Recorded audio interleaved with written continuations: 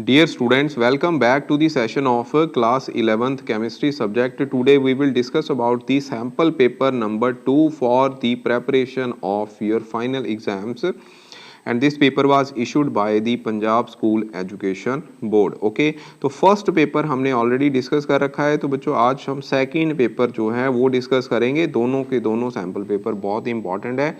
और बच्चों इसका जो फर्स्ट क्वेश्चन आपकी स्क्रीन के ऊपर फ्लैश हो रहा है, this is the inert pair effect. इसको आपने डिफाइन करना है। तो इनर्ट पेयर इफेक्ट को बच्चों समझने के लिए सबसे पहले आप एक example low, consider the elements of 14th group elements. तो 14th ग्रुप के एलिमेंट आपको पता है कौन कौन से होते हैं, कार्बन, सिलिकॉन, उसके बाद यहाँ पे क्या आ जाता है जर्मेनियम, उसके बाद क्या होता है टिन, ठीक है, और लास्ट में क्या होता है लेड। ठीक है, मेन एलिमेंट मैंने यहाँ पे लिख दिए हैं। और इसको याद रखने का तरीका क्या है, कौन सी, गीता, सना, प्रभा, आप ऐसे इसके एलिमेंट जो है याद रख सकते हो। अब एटॉमिक नंबर जो लेड है, लेड का एटॉमिक नंबर बच्चों 82 होता है। अगर आप इसकी इलेक्ट्रॉनिक कन्फिगरेशन लिखो तो वो क्या बनेगी, जीनॉन जो कि 54 है, ठीक है, नोबल गैस है। उसके बाद 6s2 4f14, उसके बाद बच्चे 5d, यहाँ पे क्या आ जाएगा 10, और ये हो जाएगा 6p2, ठीक है। तो इसमें बच्चों ये 4f ऑर्बिटल्स जो है इन्वॉल्व कर रहे हैं, बाकी एलिमेंट्स में 4f ऑर्बिटल्स इन्वॉल्व नहीं करते। और जो 4f ऑर्बिटल्स है they have the poor shielding effect, ठीक है, इसका पुअर शील्डिंग इफेक्ट होता है जिसकी वजह से जो s इलेक्ट्रॉन्स है they get directed towards the nucleus, ठीक है, न्यूक्लियस ऑफ लेड, उसकी तरफ ये खींचे चले जाते हैं, जिसकी वजह से बच्चे ये फिर केमिकल बॉन्डिंग में हिस्सा नहीं लेते, मतलब they do not take part in chemical bonding. तो एक तो आ गया poor shielding effect of 4f orbitals, जिसकी वजह से ये 6s ऑर्बिटल है they do not take part in the chemical bonding, क्योंकि ये न्यूक्लियस की तरफ डायरेक्ट हो जाते हैं। सिर्फ और सिर्फ फिर कौन से ऑर्बिटल हैं, जो 6p के 2 इलेक्ट्रॉन है they take part in the chemical bonding, ठीक है। इसी बच्चे इफेक्ट को हम इनर्ट पेयर इफेक्ट बोलते हैं। इनर्ट का मतलब नॉन रिएक्टिव, पेयर का मतलब 2 इलेक्ट्रॉन, कौन से, s के 2 इलेक्ट्रॉन, और वो न्यूक्लियस की तरफ अट्रैक्टेड हो गए due to the poor shielding of 4f orbital electrons. तो 6p electrons will take part in chemical bonding, जिसकी वजह से यहाँ पे बच्चों जो लेड है ये 2 स्टेट में एग्जिस्ट करेगा, ऑक्सीडेशन स्टेट में, Pb2 पॉजिटिव और Pb4 पॉजिटिव। ये एक क्वेश्चन भी है इसका। तो इसमें जो Pb2 पॉजिटिव है this one is more stable, ठीक है, ये ज़्यादा स्टेबल होता है, और ये क्या होता है अनस्टेबल। कारण क्या है, इनर्ट पेयर इफेक्ट, ठीक है, जो मैंने अभी आपको समझाया है। तो इनर्ट पेयर इफेक्ट होता क्या है एक्चुअल में, ये क्या हो गया फिर, द रिलक्टेंस ऑफ, ठीक है, यहाँ पे आप वर्ड क्या लिखोगे, reluctance of s orbital electrons to take part in chemical bonding, this is due to the poor shielding effect of the 4f orbitals, ठीक है। तो ये इसकी डेफिनेशन है, बोल दिए, साथ में आपको नोट्स भी मिल जाएंगे, वहां से आप लिख लेना। ओके जी, तो नेक्स्ट क्वेश्चन आपका है, give the suitable example of functional group. अगर किसी बच्चे को कोई डाउट है तो बच्चों कमेंट बॉक्स में लिख देना, चैट बॉक्स में, मैं आपको फिर उसका रिप्लाई कर दूंगा, ठीक है। तो यहाँ पे बच्चों ये क्वेश्चन है कि फंक्शनल आइसोमरिज्म को डिफाइन करना है, इसके लिए एग्जाम्पल के साथ, ठीक है, जहाँ एग्जाम्पल ही देनी है। तो आप यहाँ पे एक फार्मूला कंसिडर कर लीजिए, C2H6O। इसको हम 2 वे से लिख सकते हैं, एक तो बच्चों CH3CH2OH, और दूसरा हम कैसे लिख सकते हैं CH3OCH3। अब इसमें जो फंक्शनल ग्रुप है ये बच्चों OH है, यहाँ पे फंक्शनल ग्रुप है जो O है, इसको हम क्या बोलते हैं ईथर, और ये क्या होता है अल्कोहल। तो यहाँ पे दो फंक्शनल ग्रुप आ गए। दो फंक्शनल ग्रुप होने की वजह से इसको हम फिर फंक्शनल ग्रुप आइसोमरिज्म बोलेंगे, जो कि जनरल फार्मूला इन दोनों का क्या है सेम। उसके बाद नेक्स्ट क्वेश्चन है, व्हाट आर बफर्स। बफर्स क्या होते हैं, बफर एक सोल्यूशन है बच्चों, या buffers are the solution which can resist the change in pH value of a solution even when a small amount of acid or a base is added to it, ठीक है। तो इसकी examples के बारे में अगर डिस्कस करें तो यहाँ पे बच्चों हम एग्जांपल कंसीडर कर लेते हैं। सपोज हमारे पास एग्जांपल है किसी वीक एसिड की, और उस वीक एसिड का salt with the strong base, ठीक है, स्ट्रॉन्ग बेस, यानी कि हम इसका सीधा बोल देते हैं यहाँ पे इट्स सॉल्ट, या फिर कॉन्जुगेटेड बेस भी इसको हम बोल देते हैं। ओके, तो वीक एसिड यहाँ पे क्या है, ये है बच्चों CH3COOH प्लस साथ में सॉल्ट आएगा सोडियम एसिटेट। ठीक है, तो ये एक बफर सोल्यूशन है। ऐसे बच्चों वीक एसिड की जगह वीक बेस भी हो सकता है, और it's conjugated salt, conjugated acid यानी कि इट्स सॉल्ट हम सीधा लिख देते हैं। तो वो हम एग्जांपल यहाँ पे ले लेंगे। Suppose we have a weak base, example दी लेनी पड़ी।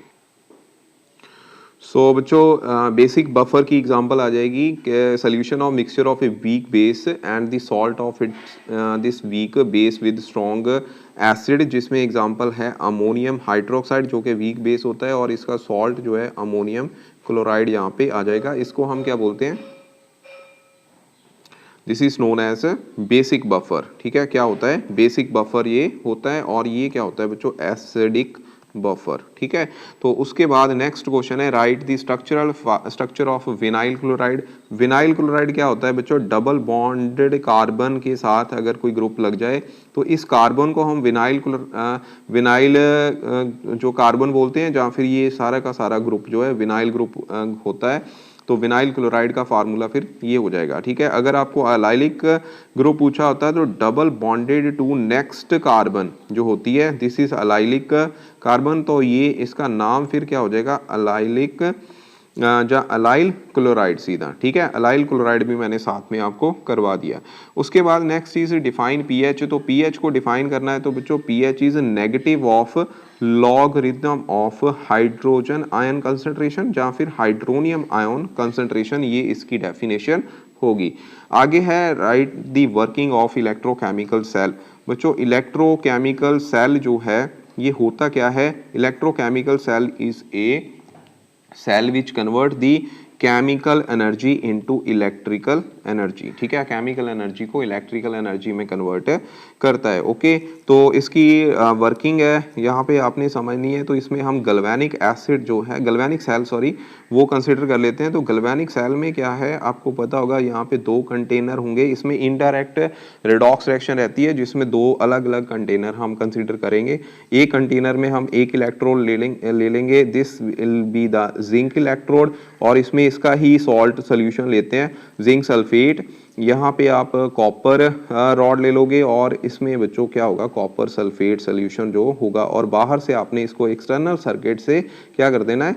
यहाँ पे अटैच कर देना है। ठीक है, तो in order to complete the circuit, पूरा सर्किट कंप्लीट करने के लिए यहाँ पे हम ड्यू ट्यूब अपरेटस डालते हैं जिसको हम सॉल्ट ब्रिज बोलते हैं। यहाँ पे कॉटन प्लग लगे होंगे, बाकी इसमें इलेक्ट्रोलाइट होगा, उसके बारे में अभी हम डिस्कस करते हैं। तो इसमें होता क्या है? इसमें बच्चों जो जिंक है, जिंक का धीरे धीरे यहाँ पे वेट लॉस होना शुरू हो जाता है। मतलब कि जिंक जो है इट अंडरगोज दी ऑक्सीडेशन। जैसे ये ऑक्सीडेशन करेगा तो ये जो इलेक्ट्रॉन्स होंगे ये बच्चों इलेक्ट्रॉन्स ट्रांसफर कर जाएंगे, इलेक्ट्रॉन की मूवमेंट हो जाएगी towards the copper sulphate solution. ठीक है, जिसकी वजह से ये नेगेटिवली चार्ज होगा, और इसको हम फिर बच्चों क्या बोलेंगे? क्योंकि इलेक्ट्रॉन मूव कर रहे हैं तो ये एनोड एक्ट करेगा।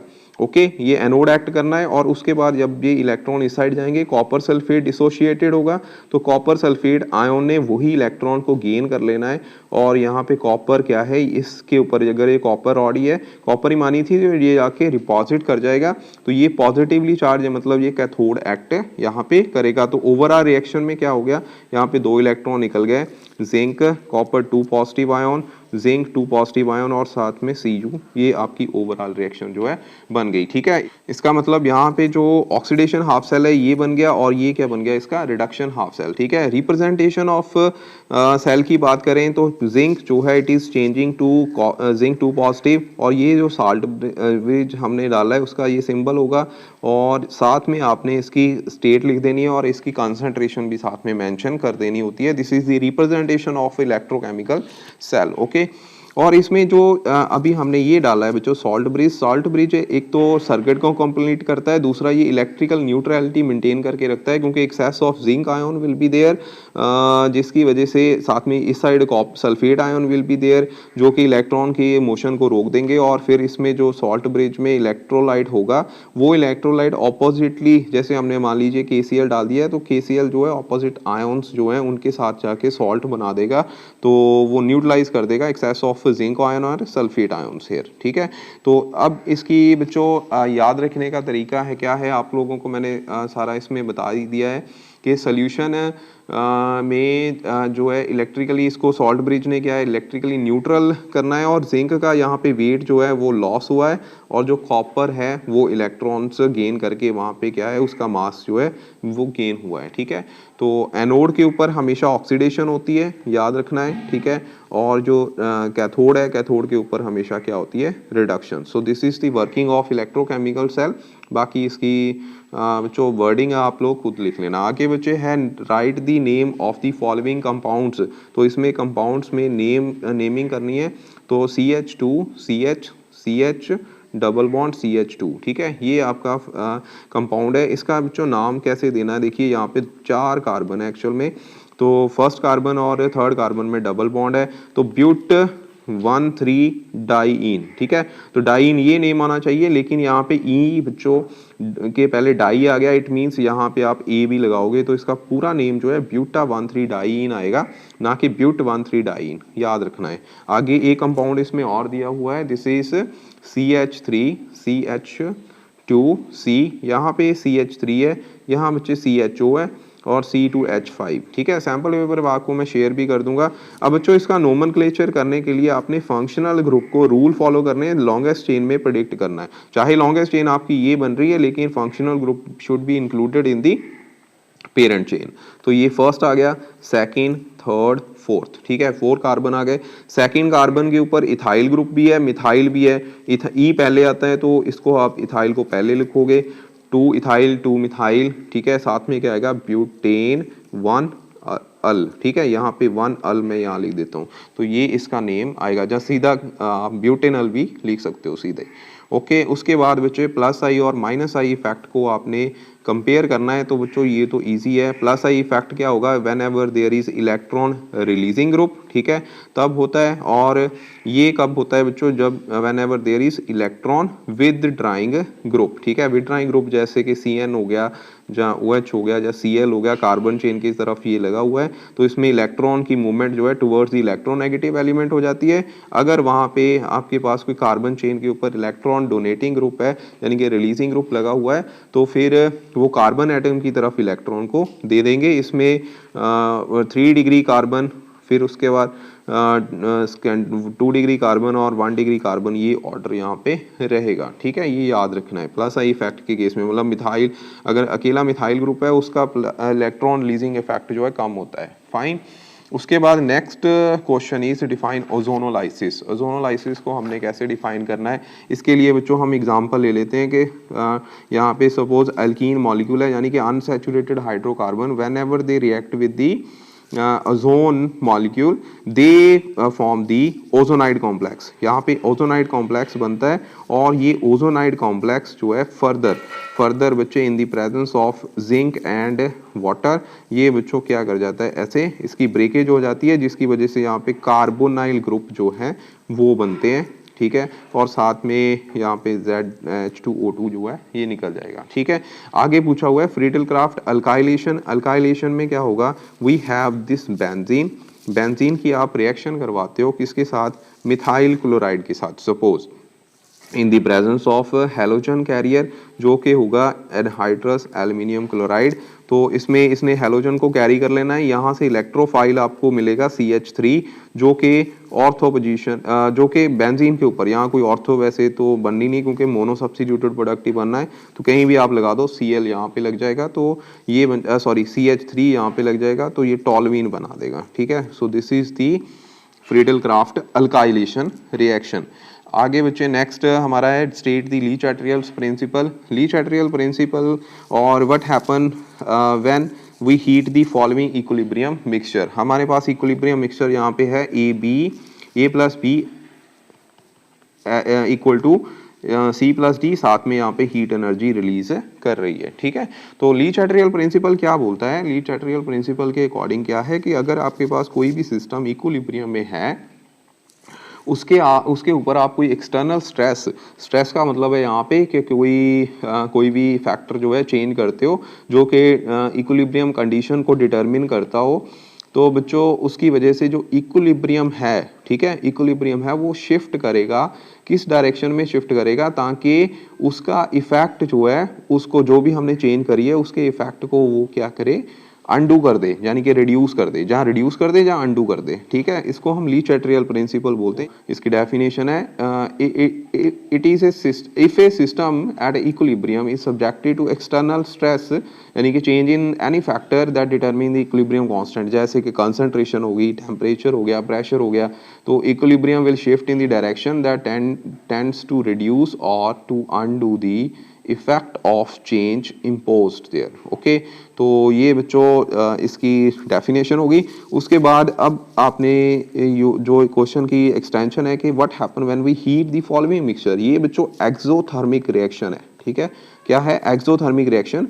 Remember one thing, exothermic reactions favours, यानी कि यहाँ पे जो प्रोडक्ट है that favours at low temperature, जितना भी पॉसिबल हो लो टेम्परेचर पे वो फेवर करती है, क्योंकि यहाँ पे हीट ऑलरेडी इवॉल्व कर रही है। अगर आप सिस्टम का टेम्परेचर बढ़ाओगे वहाँ पे, तो आपको पता है जो heat will transfer from the higher temperature to low temperature, तो बैकवर्ड रिएक्शन में जो रिएक्शन है वो चला जाएगा, रिएक्टेंट ज़्यादा बनेंगे ना कि प्रोडक्ट फिर, ठीक है। तो जितना कम टेम्परेचर हो सके उतना पॉसिबल हमने रखना होता है ताकि ज़्यादा से ज़्यादा प्रोडक्ट वहाँ पे फेवर करें। So exothermic reaction always in exothermic reaction the product are always favor at the, favor का मतलब फॉरवर्ड डायरेक्शन में, मतलब कि ज़्यादा प्रोडक्ट बनेंगे, favour at the low temperature as possible. Okay, उसके बाद next is calculate the pH value. तो पीएच वैल्यू बच्चों फार्मूला क्या होगा, pH will be equal to negative of log of hydronium ion concentration. यहाँ पे आपको हाइड्रोनियम आयन कंसंट्रेशन 10⁻⁻² दी हुई है, ठीक है। तो आपने यहाँ पे फार्मूला सिंपल लगा देना है, आपको पता है कि log x⁻A जो होता है that is a into log of x, ठीक है। a आगे चला जाएगा, माइनस के साथ -2 जो है, जब आप इसकी मल्टीप्लीकेशन करोगे तो ये 2 बन जाएगा। log 10 की वैल्यू 1 होती है, तो pH वैल्यू भी यहाँ पे कितनी आ गई 2, ठीक है। 2 × 1 that is equal to 2। Fine, आगे क्वेश्चन है बच्चे न्यूमेरिकल। न्यूमेरिकल क्या है कि एक बलून है, उसको आपने हाइड्रोजन गैस से फिल किया हुआ है एट रूम टेम्परेचर। अगर आप इसको it will burst if the pressure exceed the 0.2 bar at 1 bar pressure of the gas it occupy the 2.27 volume litre volume. Up to what volume can the balloon be expanded, तो कितने volume तक आप उसको expand कर सकते हो। इसमें P1 की वैल्यू 1 बार है, पहली तो कंडीशन ये होगी। वॉल्यूम 2 दिया हुआ है 2.27 लीटर। उसके बाद प्रेशर जो है दैट इज 0.2 बार। अगर आप इतना एक्सीड कर दो तो बच्चों फिर उसको कितने वॉल्यूम तक आप एक्सपैंड कर सकते हो बिना बर्स्ट किए, तो वो हमने निकालना है। तो यहाँ पे क्योंकि टेम्परेचर कांस्टेंट है तो बॉयल्स लॉ लगेगा। बॉयल्स लॉ की कंडीशन है P1, इक्वेशन है P1 V1 equal to P2 into V2। Okay, तो ये वैल्यूज पुट करो और उसके बाद बच्चों आपको फिर आंसर जो है वो मिल जाएगा, ठीक है। तो V2 is equal to 2.27 divide by 0.2 that is equal to, इसको आप सॉल्व करोगे तो 11.35 जो लीटर है इसका आंसर आएगा। फाइन, उसके बाद next question is state has law, ठीक है। हैज लॉ आपने बताना है एंड इट्स एप्लीकेशन आपने बतानी है बच्चों। इसमें क्या होता है, enthalpy change in a particular reaction is same, ठीक है, कि अगर कोई इंथैल्पी चेंज कर रही है दैट विल बी सेम, चाहे वो रिएक्शन एक स्टेप में हो रहा है, चाहे 2 स्टेप में हो रहा है, चाहे सिंगल स्टेप में हो रहा है, चाहे 2 स्टेप में, चाहे 3 स्टेप में हो रहा है, जो टोटल इंथैल्पी चेंज है दैट वुड बी सेम, ठीक है। तो इसमें बच्चों हम एक एग्जांपल कंसीडर कर लेते हैं। Suppose during the burning of carbon dioxide, burning of carbon, the carbon dioxide is release, और इसमें डेल्टा H की वैल्यू जो कि एक्सोथर्मिक रिएक्शन होने के कारण 393.5 किलो जूल यहाँ पे रहती है, ठीक है। तो ये रिएक्शन को हम 2 वे से कर सकते हैं। कैसे? फर्स्ट स्टेप में कार्बन जो है वो हाफ ऑफ द मॉलिक्यूल के साथ रिएक्ट करने के बाद कार्बन मोनोऑक्साइड गैस बना देगा, जिसमें जो डेल्टा H की वैल्यू है H1 वो रहती है -110.5 किलो जूल। सेकेंड स्टेप में क्या होगा, जो कार्बन मोनोऑक्साइड है then react with the half molecule of oxygen, ठीक है, again to form the carbon dioxide. So here delta H2 will be equal to कितनी आ जाएगी 283.5 0, ठीक है, किलो जूल पर मोल। अब इन दोनों को आप अगर कंबाइन कर दो तो यहाँ पे देखिए CO कॉमन होने के कारण कट रहा है, तो कार्बन प्लस ये हाफ प्लस हाफ 1 हो गया, कार्बन डाइऑक्साइड यहाँ पे बन गई, और इन दोनों की हीट भी अकॉर्डिंगली फिर ऐड होगी। तो अगर आप इस दोनों को ऐड कर दोगे you will get delta H that will be equal to -393.5 kilo joule, ठीक है। तो यहाँ से आपका हैज़ लॉ जो है वेरीफाई हो रहा है कि चाहे कोई भी जो रिएक्शन है उसमें इंथैल्पी चेंज, कोई रिएक्शन जो है वो एक सिंगल स्टेप में कर रही है, चाहे 2 स्टेप में कर रही है, चाहे 3 में कर रही है, लेकिन total enthalpy change would be same there, okay. उसके बाद बढ़ते हैं बच्चों नेक्स्ट क्वेश्चन की तरफ। This is can we store the zinc sulphate solution in a copper container. तो इसमें आपको बच्चों साथ में रिडक्शन पोटेंशियल दिए हुए हैं, स्टैंडर्ड रिडक्शन पोटेंशियल।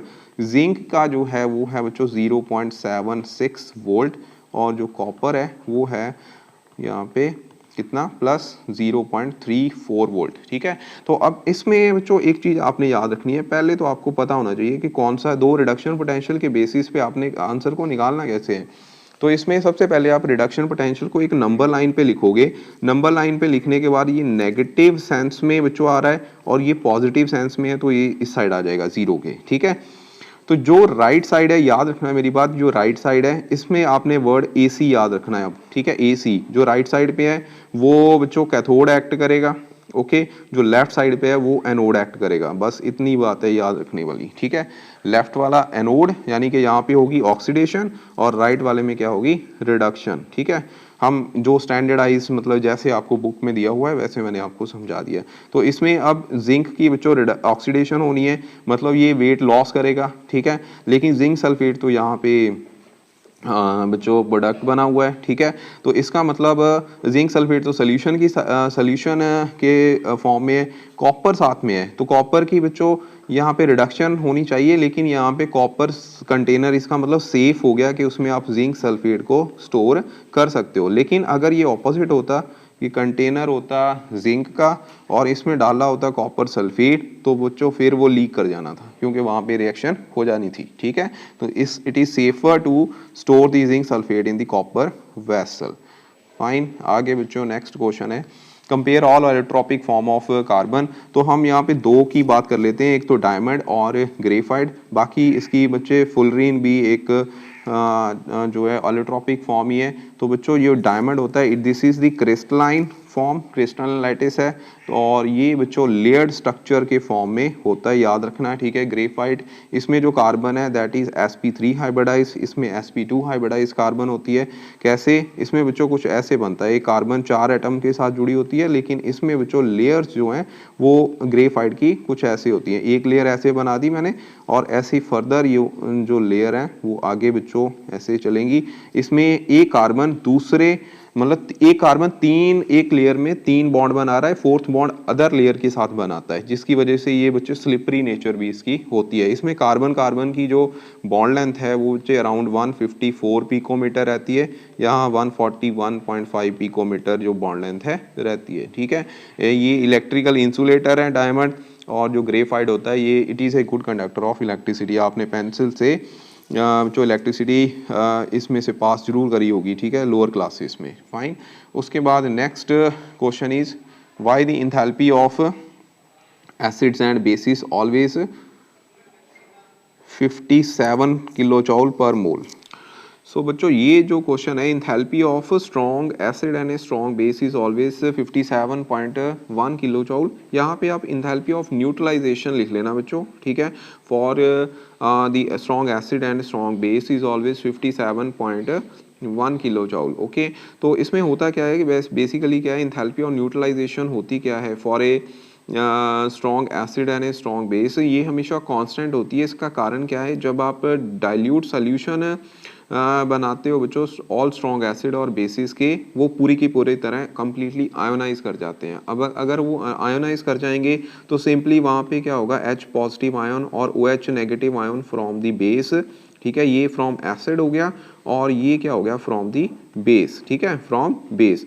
तो ये दोनों जब कंबाइन करेंगे बच्चों ये फिर अनआयोनाइज्ड वाटर मॉलिक्यूल वहाँ पे बना देंगे, और with the help of evolution of enthalpy जो कि रहती है बच्चे 57.1 57.1 किलो जॉल पर किलो जॉल, ठीक है, किलो जॉल हीट वहाँ पे क्या है इवॉल्व करती है। फाइन, तो यहाँ पे since the same reaction takes place during the neutralization of all acids and strong bases of all strong acids and strong bases, तो एंथैल्पी ऑफ न्यूट्रलाइजेशन वो भी वहाँ पे क्या कांस्टेंट रहेगी, ये याद रखना है, ठीक है। अब मेरी बात आई थिंक आप समझ गए होंगे कि अगर आपके पास स्ट्रॉन्ग एसिड स्ट्रॉन्ग बेस हैं, अगर आप उनको न्यूट्रलाइज करते हो तो न्यूट्रलाइज करने के बाद आपको अनआयनाइज्ड वाटर मॉलिक्यूल बनते हैं, तो जिसमें जो इंथैल्पी है स्टेबल हो जाएगा वाटर, जिसकी वजह से इंथैल्पी वो हमेशा क्या रहेगी रिलीज करती है 57.1 किलो जॉल, ठीक है, जो कि कांस्टेंट रहती है, ठीक है जी।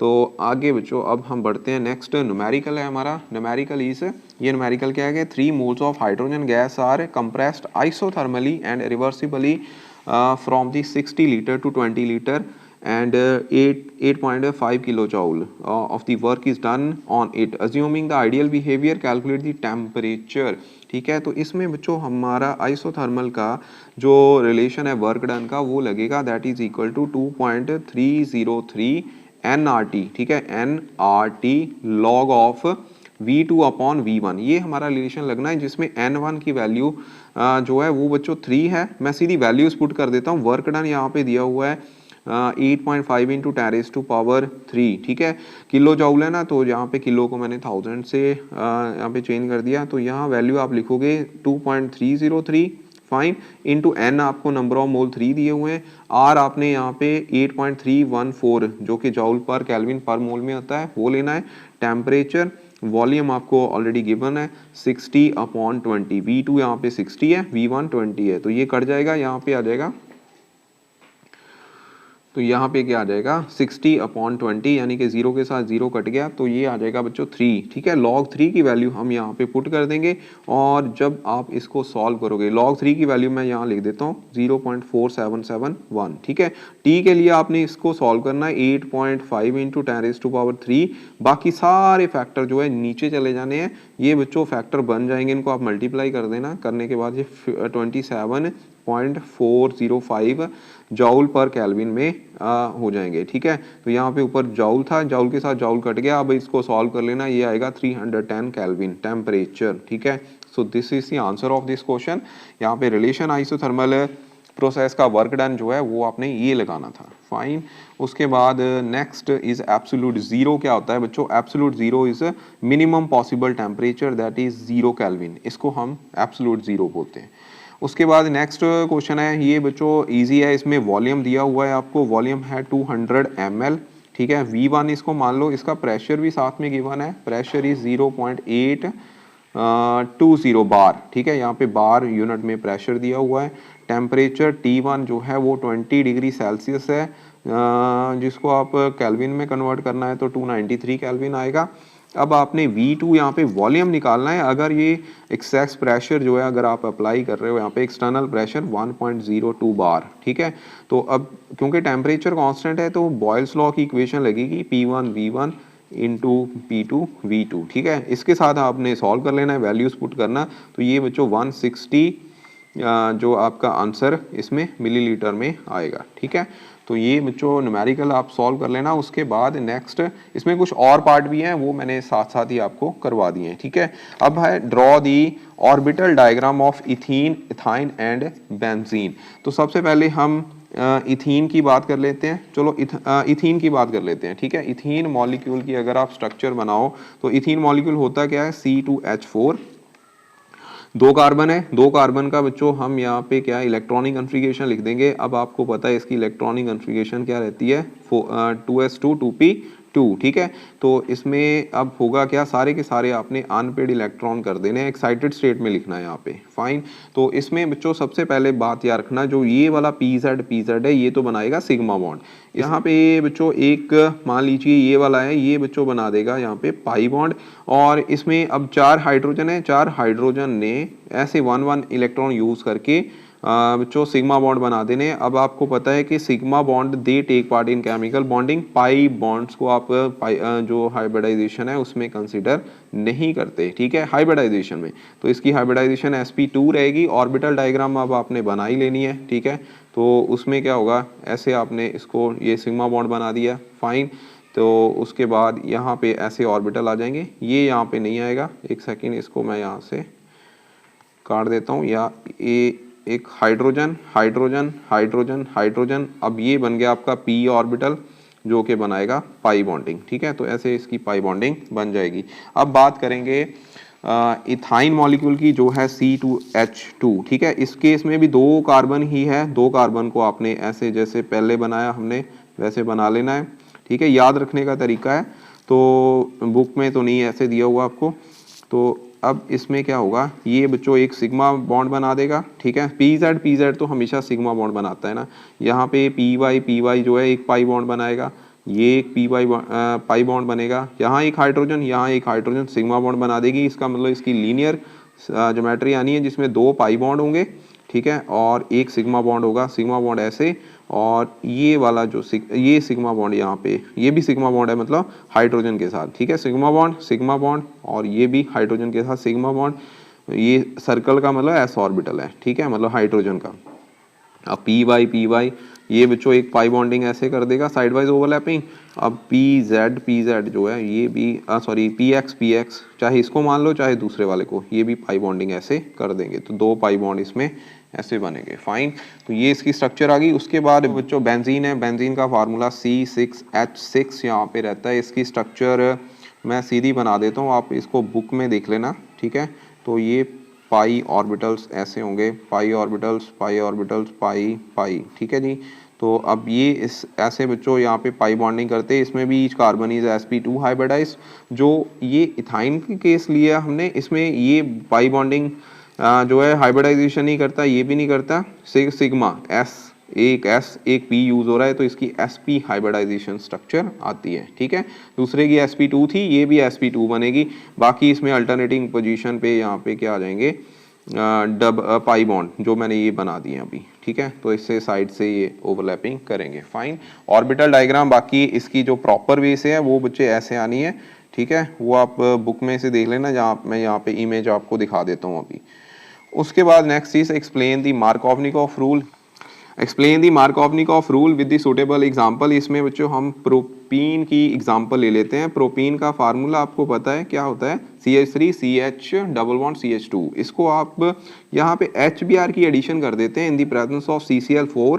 What will happen, the negative part of the molecule adding molecule will to go to the carbon containing the lesser number of hydrogen atoms। ठीक है, तो ये बच्चों इसमें आएगा मेजर प्रोडक्ट। इसका कारण क्या रहता है वो भी हम यहाँ डिस्कस कर लेते हैं। वैसे आपको एम रूल जो है आता होगा, मुझे पता है। तो CH3 CH2 डबल बॉन्ड। अब यहाँ पे HBr जब बच्चे अप्रोच करेगा इथीन मॉलिक्यूल को, प्रोपीन मॉलिक्यूल को, तो पाई इलेक्ट्रॉन्स जो है वो हाइड्रोजन के ऊपर अटैक करेंगे। ये बच्चों Br नेगेटिव जो है अलग हो जाएगा, जिसकी वजह से यहाँ पे कार्बोकटाइन की फॉर्मेशन होगी। कार्बोकटाइन जो जब ये बच्चों फॉर्मेशन होती है, एक्चुअल में ये इलेक्ट्रोफाइल यहाँ पे अटैक करता है। इलेक्ट्रोफाइल अटैक करने के बाद यहाँ पे कार्बोकटाइन 2 बनेंगे। एक कार्बोकटाइन में पॉजिटिव पार्ट बीच वाली कार्बन में आ रहा है और एक में फर्स्ट वाली कार्बन पे आ रहा है। ये 1 डिग्री हो गया, ये 2 डिग्री हो गया। आपको पता है 2 डिग्री ज़्यादा स्टेबल होता है। इट मीन्स जो नेगेटिव पार्ट होगा अब इसी कार्बन के ऊपर लगेगा, तो ये आपको मेजर प्रोडक्ट दे देगा। ठीक है, तो ऐसे आपने एक्सप्लेन करना है। आगे बचे वुड्स रिएक्शन है। वुड्स रिएक्शन क्या होती है, जिसमें आप सिमेट्रिकल अल्कीन बनाते हो। अल्केन किसकी वजह से, अल्काइल हैलाइड के साथ रिएक्शन करने की वजह से। तो alkyl halide whenever react with the sodium in the presence of ether they form die alkyl, जो के होते हैं बच्चों सिमेट्रिकल।